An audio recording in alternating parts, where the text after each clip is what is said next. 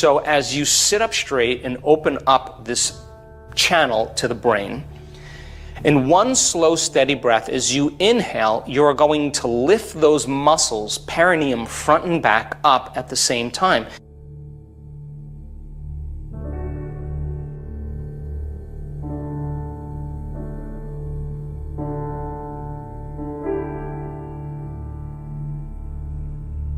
So as you inhale now, you're pulling that energy and contracting these muscles, and you're locking that first center down, and you're squeezing, and you're milking this energy out of there. So it goes first center, then you follow your breath into the second center, and as you follow your breath into the second center, now you lock this one down. And the way you lock it down is you pull in your belly button close to your spine. You pull it in. So then inhale, first center, then you pull in the second center. You're still following your breath slowly and steadily. And then you pull it up into your upper abdomen, and you're locking down this center here. Now you're squeezing all three of these lower centers, and when you squeeze these muscles, you begin to push that cerebral spinal fluid up.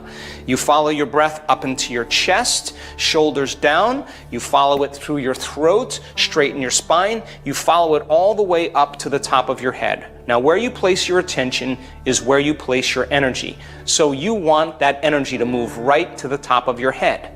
So then as you inhale, you bring that energy all the way up to the top. You keep following your breath. You lock all the way to the top. When you get to the top, now you hold your breath. And when you hold your breath, you contract those intrinsic muscles, and you begin to lift those muscles up, and you begin to compress those muscles, and you begin to push that cerebral spinal fluid up into your brain. So then, why do I ask you to inhale and hold your breath? Now, this isn't inhaling and turning purple and pushing.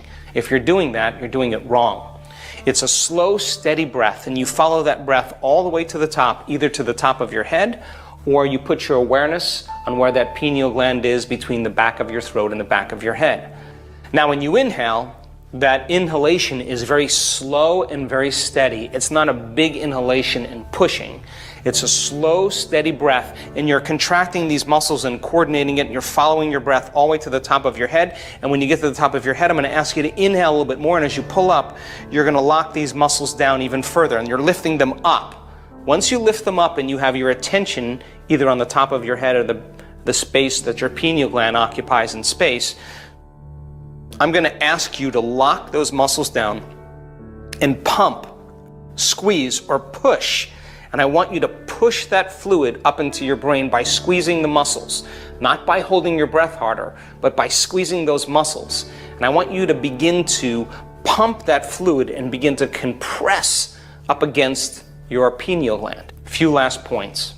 When you do this breath, you have to demonstrate a will that's greater than any program. You have to find a level of intensity or a level of passion that's greater than the body as the mind or any addiction to any emotion. You have to be inspired, inspiration, the movement of energy.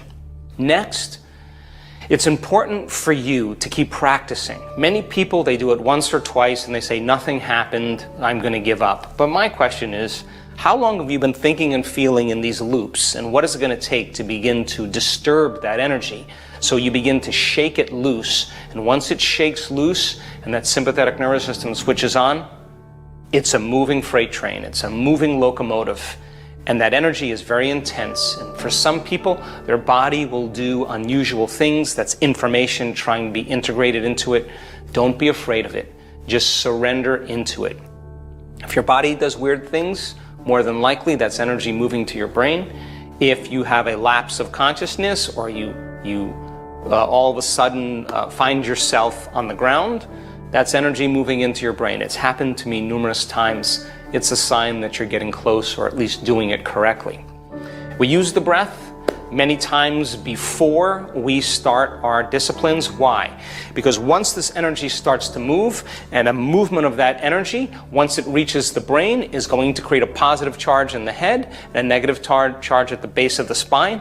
And once it reaches the brain, now you're going to have an invisible electromagnetic field surrounding your body. And now your body is a magnet, and now you've liberated that energy that's been stored in there. That creative energy is now liberated for you to begin to create a new life, to heal your body, to have a mystical experience, whatever your desire is. So be kind to yourself and practice it methodically and slowly. And if you keep practicing it, just like any skill, it'll get easier and easier. Good luck.